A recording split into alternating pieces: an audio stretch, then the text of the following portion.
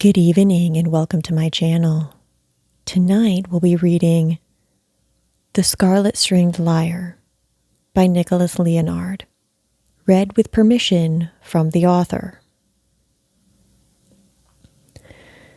The Carnotaurus had no redder scale compared to Captain Concordia's hair, whose scarlet curless strands behind her flailed, whose hair was flapping on the sea breeze air, who manned the wheel of the Athens Disdain, the ship that made the very weather change. The ship whose nose was aiming at the land, its bowsprit pointing at a port town's pier to find the boy who plucked and stole a strand of Captain Concordia's scarlet hair. Her former boatswain plucked it in her sleeve because it was the reddest thing he'd ever seen. The Athens Disdain taxied into the port the languid way a nearing nightmare crawls, the tide-adjusted sailboats back and forth, slow dancing in the pier.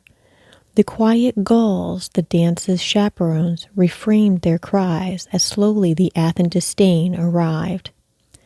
How resolute its captain left the helm, descending down the stairs onto the deck with steps that moved the scabbard on her belt.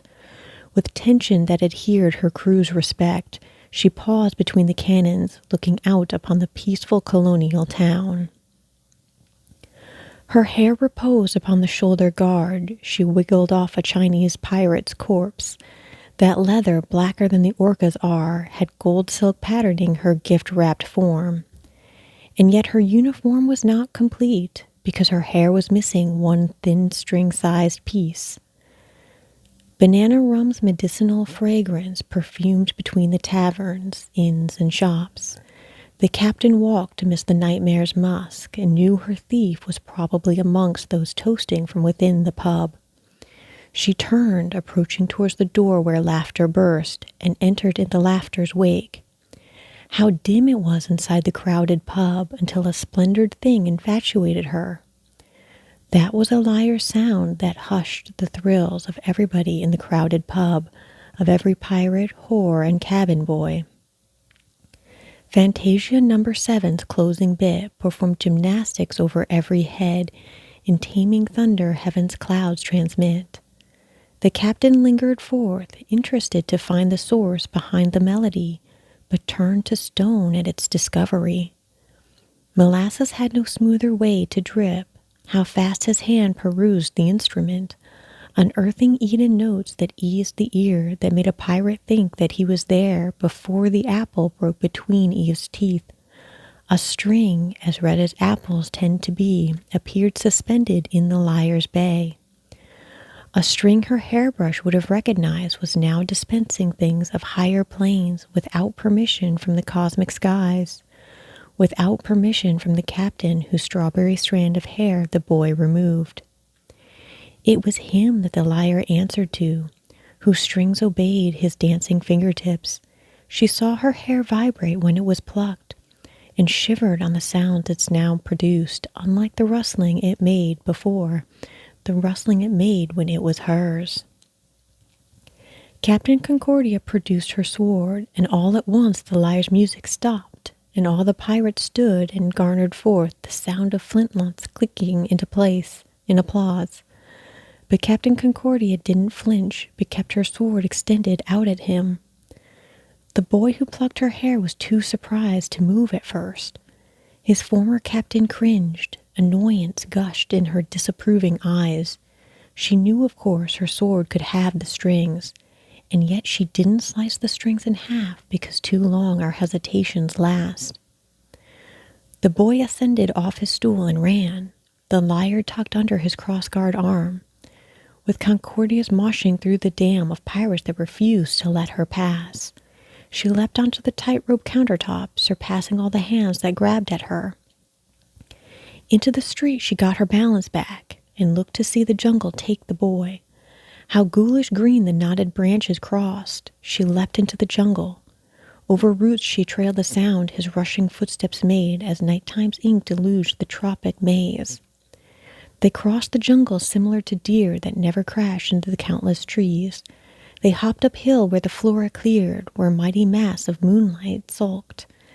The sea beneath the cliff dispelled its briny scent. They ceased their chase above this height's descent, where the sea collapsed against the shore. He hugged his lyre, scarlet string ashine, beneath his worried eyes, before her sword. He feared she wouldn't hesitate this time where they stood atop the island's cliff, where he hugged his wicked instrument.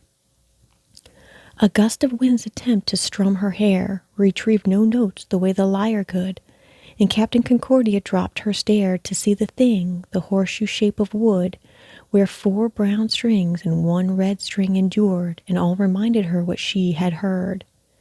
She grabbed her hair and put it on her sword, and sliced until it bounced back on her chin. The strands like streamers from a solar storm, the freshly cut strands she handed over to him. Perplexed, his fingers broke the moonlit air and caught his former captain's scarlet hair. What phantom weight descended on his wrist to catch the veins of music in his hand that he transformed into his lyre strings?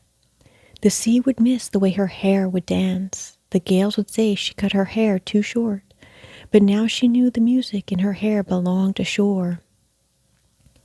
By a phantom change of heart his former captain had, the boy was saved upon her charity. The hair the ocean used to try to grab employed an ocean's lust within his reach. She watched his fingers curl into a creeping close as her neck was kissed by the wind the ocean's ghost. An understanding lapsed between their eyes, equal so briefly on an island cliff. He shuddered, but she only moved her eyes. He, spellbound, speechless on the pirate's gift, seriously possessed no words to say, as Captain Concordia backed away. And Concordia stepped onto her ship, her crew too shy to say a thing about her shortened hair. In fact, she liked her pixie cut, her trim. She moseyed back onto the helm, the wheel she always steered, and gave the shout to backwards out of port, and heard one sweet interrupting sound before the Athens disdain left the shore. Thus ends The Scarlet Stringed Lyre by Nicholas Leonard.